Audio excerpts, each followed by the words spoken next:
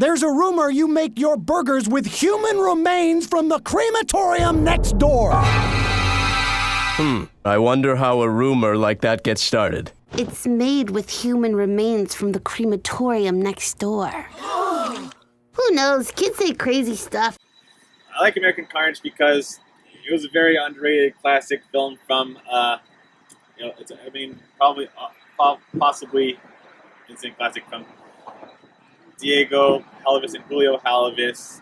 And even though it was a sharp-witted, biting political satire about systemic racism, supporting illegal immigrants, and societal white supremacy, it surprised me by finding the right balance between dark, horrific satire and comedic character moments and interactions in the less scary parts of the story. Yeah, it was a good mix. It made it more than bearable. I mean, yeah, it was a good combination because, it was just, even though horrible things were happening, it made the movie was watchable and we really rooted for the characters and appreciated their ability to be able to cope with humor and so forth. Yeah, it was an unexpected gem there. I mean, it was an independent film. They did a lot with a little. Yeah. In terms of not having a big budget, I mean. And they filmed it in their hometown or close to their hometown or at least they filmed American Carnage in their home country of Spain, which made it very difficult to find neighborhoods that looked like they could be in the United States. I think American Carnage is the darkest Elena of Avalor reunion of all time. Yeah. It's got Jenna Ortega, Alan Maldonado, and Jorge Diaz co-starring in it. Same with the Menu, which reunited Amy Carrero with John Leguizamo and Arturo Castro's. Really interesting to see three Elena of Avalor voice actors acting together on screen, especially if they didn't already know each other before then. Yeah, right. Live in person. Okay, now, do you have any quick thoughts you'd like to tell us about why you think American Carnage is better than the Menu? I mean, I have thoughts to say much or two, but you go first. Oh, well, I mean, the Menu might be considered a better film, but it has kind of a more sort of limited niche kind of audience and very limited kind of elite people satirizing. I think American Carnage had a broader appeal. I agree. And it was just more fun.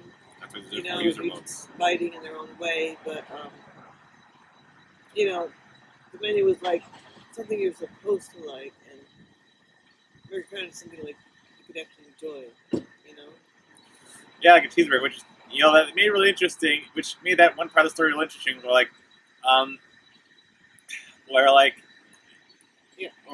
Also, we got to know the characters better. There's more characters we could root for. We felt we got to know them better. Yeah, American Carnage. Yeah. That makes that one part of the Menu really interesting, where even though we know and she knows that Julian is telling a story with his food, a story about his. Even though she knows that Julian is telling a story about his life, about his tragic life with the food that he serves, she's able to call Julian Slowick out on how pretentious his cooking is when she says, Spoilers. You've taken the joy out of eating. Every dish you've served tonight has been some intellectual exercise rather than something you want to sit and enjoy. Come on, chef. I thought tonight was a night of hard home truths. This is one of them. You cook with obsession, not love. Even your hot dishes are cold. He became the very sort of people that he hated. Yeah, it's why he out of his self-loathing and wanted to burn it to the ground. Yeah, himself and take all these terrible people with him. We can do a cheeseburger. A real cheeseburger. But he's got to go back to his roots, right? Well, at least Julian Slowick could die a bit happier finding one last customer who appreciated the food he used to cook.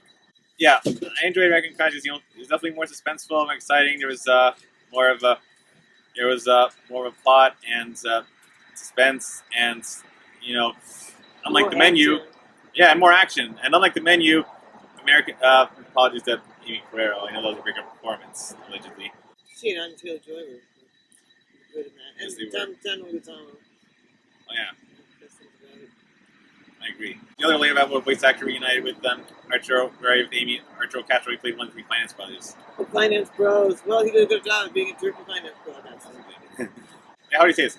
The menu's plot felt undercooked, but American Carnage's plot was well done. Yeah, it's unlike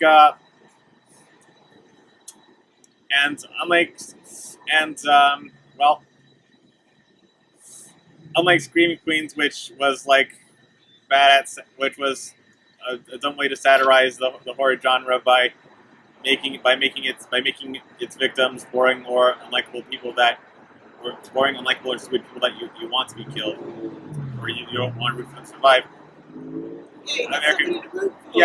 American Carnage was good at giving us varied heroes with unique personalities about who we can care, who we want to because we want to root for them to take down the conspiracy of the madman who wants to kill old people and immigrants,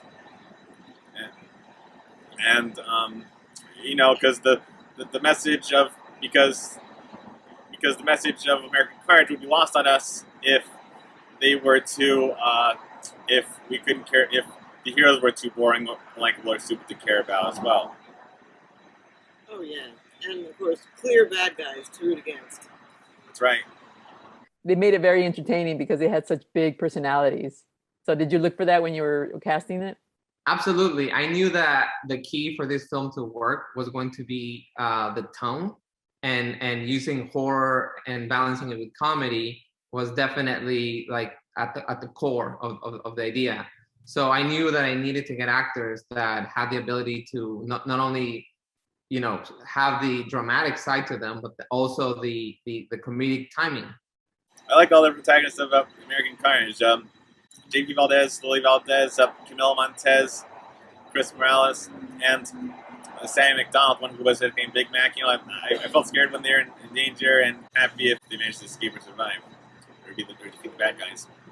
And I have to say, I definitely think that Bella Ortiz's character, Nico Fuentes, worked much better as a love interest who turned out to be an evil man, and then Nicholas Holt's Tyler Ledford in the menu, whereas Tyler was a wimpy man-child who didn't know which side to pick on the conflict and be able to impress both sides, as Aaron and versus Julian, which also in a way reminds me a lot of the Marcy Wu twist from the Amphibia episode True Colors. Oh really? Yeah. Did it ever occur to you, Anne, Sasha, that one of you knew more than she was letting on? That one of you might have gotten you stranded in Amphibia on purpose. You've got to be kidding me. No, it can't be. So you brought Margot? Mm-hmm. Why? It's just because you don't offer seatings for one. I just didn't want to be alone. So you hired her knowing she'd die? Yeah, Mika Fuentes was a lot more sure which side she followed, and she was good at pretending to be a progressive Democrat in the beginning, but it's a funny and ironic and scary twist when the second half of her T-shirt turns out to be a lie. The one that the message reads, "I'm not a zombie. I don't eat flesh." Mika Fuentes was more clear-cut twist villain because she was more sure of which side she followed, and even though it was sad when she broke JP's heart, they betrayed him and told him that they never happened because she doesn't have sex with the help. I was also happy and terrified to have an evil banana that I could actually fear and take seriously as a threat to our protagonists. Yeah, she betrayed her own kind. Oh, her own people. Her friends. Yeah, I thought they were in this together. Yeah. There's a natural order to this world. So we're just here to enforce it. Yeah, that unique situation where I can really approach that from a genuine place of knowing that that's not at all my life or my intentions or my motives or my perspective, and that I could embody that in a good way in order to, because the thing is I had to kind of realize that villains and those type of archetypes are important for these stories. And if I can be a vessel in telling that story, regardless of if my character is like bad, then that's still doing something for the cause. The other four main American Carnage characters who were with her at the beginning, I'm sure, even though they don't know each other, I'm sure they all became friends when they were trapped doing community service together at Alcove. Oh yeah. If American Carnage has any villains who are unapologetically evil and then seriously evil complete monster, Eddie Davis and Nico Fuentes would definitely be those wild, threatening big bats from whom you want to run away before they cook you and eat you. Because Diego and Julio did a great job at keeping American Carnage lighthearted part of the time when it needed to be, and when it wanted to be, and giving us protagonists and for whom we want to escape from Alcove. I learned 3 important lessons that were not lost on me because we could care about the main characters who were meant to be the heroes of the story. Yeah, what are those 3 lessons? Okay, well, lesson number one, I learned that